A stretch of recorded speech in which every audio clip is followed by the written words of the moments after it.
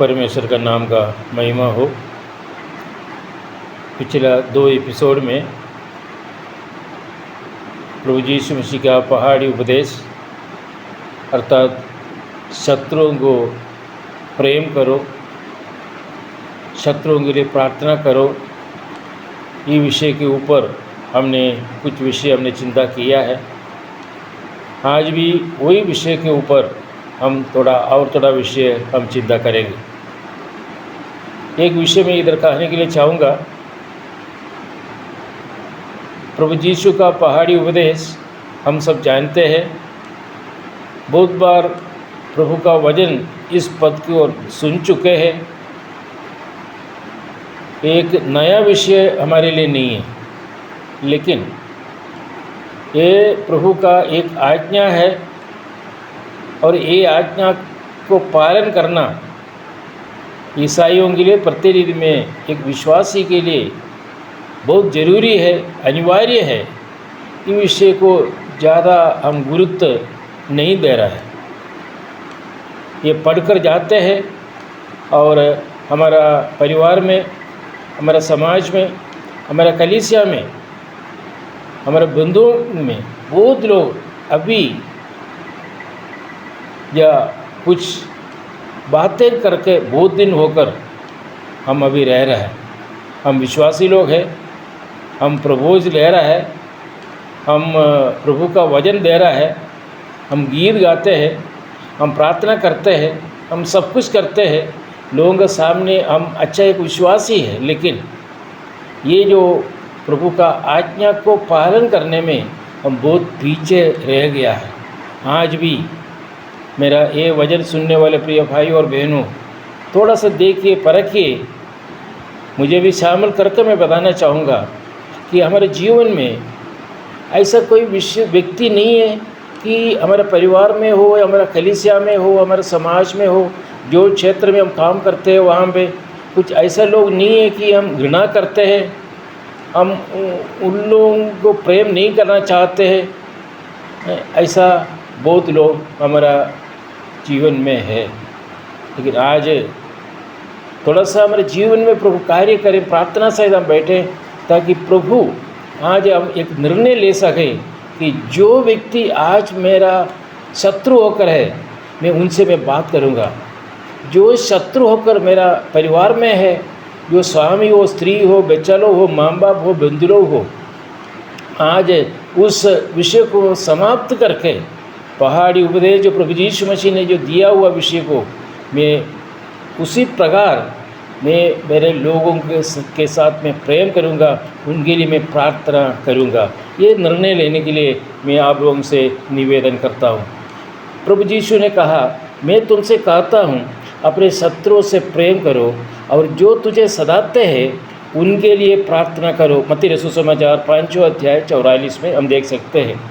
Bible में कई पद हमें इस बात के लिए आज्ञा देते हैं कि हम अपने शत्रुओं के लिए प्रार्थना करना चाहिए। लूका रसूल समाचार उसका 6 अध्याय 27 और 35 पद में हम, और रोमियो पत्रिया 12 अध्याय 20 पद में हम ये विषय हम देख सकते हैं। इसके लिए सबसे चिर परिचित एक पद है मत्ती रसूल समाचार 5 अध्याय 43 और 44 है। ये पद हमें सिखाता है कि हम विश्वासियों का जीवन शत्रुओं से प्रेम और उनके लिए प्रार्थना करने से एक चिन्हित होना चाहिए। हम विश्वासियों का जीवन शत्रुओं से प्रेम और उनके लिए प्रार्थना करने से एक चिन्हित होना चाहिए। इस पद में यीशु मसीह अपने शत्रुओं से प्रेम करने और उनके लिए प्रार्थना करने की आज्ञा देता है। शत्रु केवल वे ही नहीं जो हमें केवल चोट पहुंचाते हैं। कुछ लोग ऐसे भी होते हैं कि हमारे विश्वास का उपवास करते हैं। ऐसे लोग हमारे घर में, हमारे स्कूल में, कॉलेज में, कार्यालय में, चर्च में और हमारे समाज में हर जगह पर हो सकते हैं।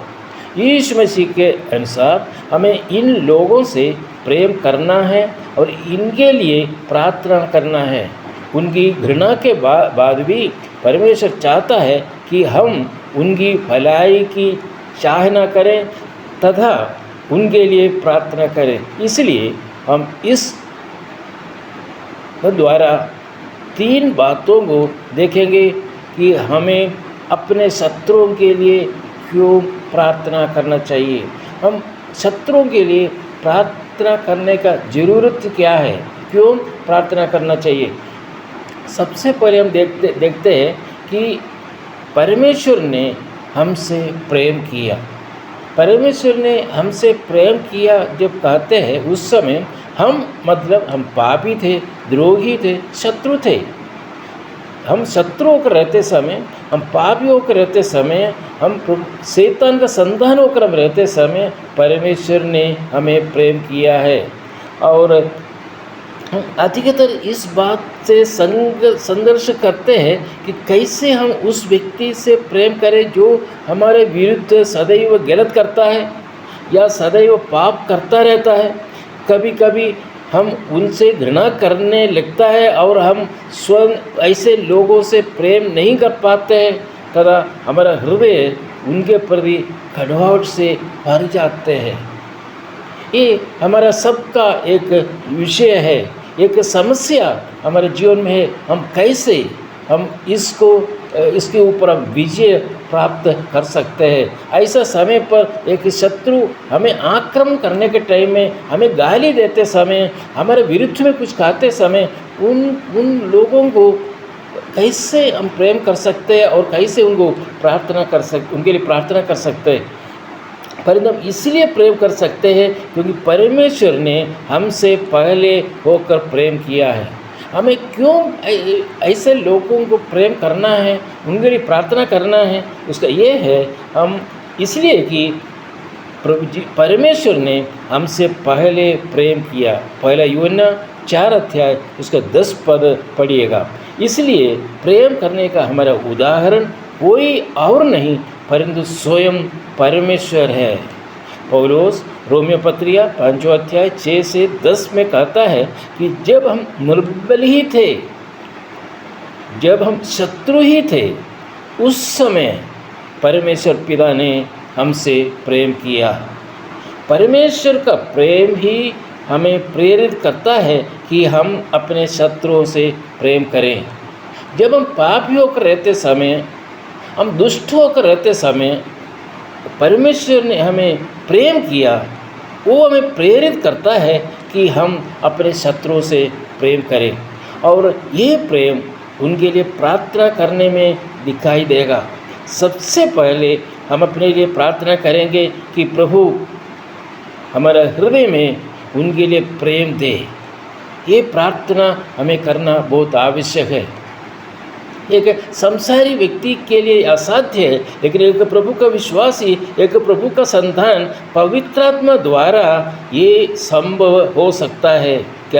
हमें क्या करना चाहिए? सबसे पहले हम अपने लिए प्रार्थना करेंगे कि प्रभु हमारा हृदय में उनके लिए प्रेम, ताकि हम उनके लिए प्रार्थना कर सकें।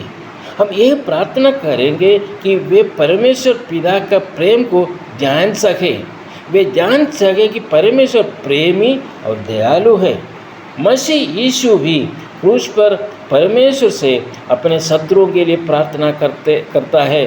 प्रेरितों के काम में स्तिफानोस, जो कि यीशु मसीह का शिष्य था, हमारे लिए एक आदर्श उदाहरण है, जो अपने सताने वालों के लिए प्रार्थना करता था।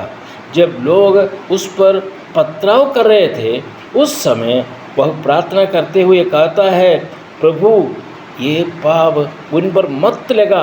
प्रेरितों के काम उसके 9 अध्याय उसके 4 पद में हम देख सकते हैं। स्तिफानोस ने अपने सताने वालों के बचाए जाने के लिए प्रार्थना किया।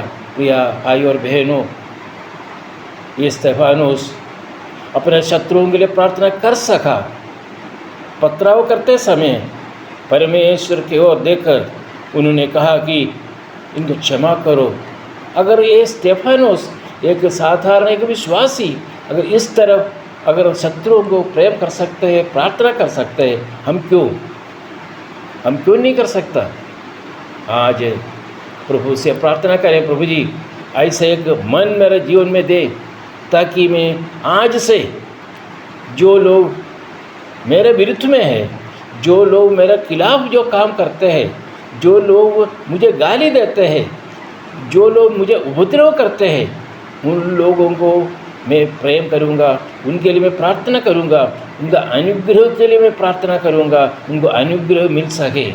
ये प्रार्थना हमारे जीवन में बहुत आवश्यक है। प्रिय भाई और बहनों, प्रभु यीशु ये हमारे जीवन द्वारा इच्छा करते हैं। प्रभु यीशु हमें जो आयुष दिया है, इस दुनिया में रहने के लिए जो आयुष दिया है, ये आयुष के अंदर ये विषय हम करना है। प्रभु का एक आग्रह है हमारे जीवन में। प्रभु चाहता है कि हम हमारा शत्रुओं को प्रेम करें। वो प्रभु यीशु देखना चाहते हैं। वो इसलिए 300 में लिखा है कि इसका हमको एक महाप्रतिफल मिलेगा। हमको क्या मिलेगा? हमको महाप्रतिफल मिलेगा। वो अगले एपिसोड में उस विषय पर हम जाएंगे, हम चिंता करेंगे। प्रभु हम सबको अनुग्रह करें, आशीर्वाद करें। यही मेरा निवेदन आज इस समय भी है कि अगर कोई हमारा शत्रु होकर, या कई दिनों से शत्रु मतलब कई दिनों से हम बात नहीं करता है, कई दिनों से जो प्रेम हम टूट गया है, हम आपस का प्रेम टूट गया है, और ऐसा अगर रहते हैं तो उन लोगों के साथ एक मेल मिलाप के लिए उनके साथ प्रेम करो, उनके साथ उनके लिए प्रार्थना करो, उनका अनुग्रह के लिए प्रार्थना करो। ये हमारे जीवन में हो। प्रभु ये चाहता है एक विश्वासी के जीवन में, प्रभु का एक संतान के जीवन में प्रभु ये विषय चाहता है। प्रभु हम सबको उसी के लिए अनुग्रह करे, आशीर्वाद करे। प्रभु का नाम का महिमा हो। आमीन।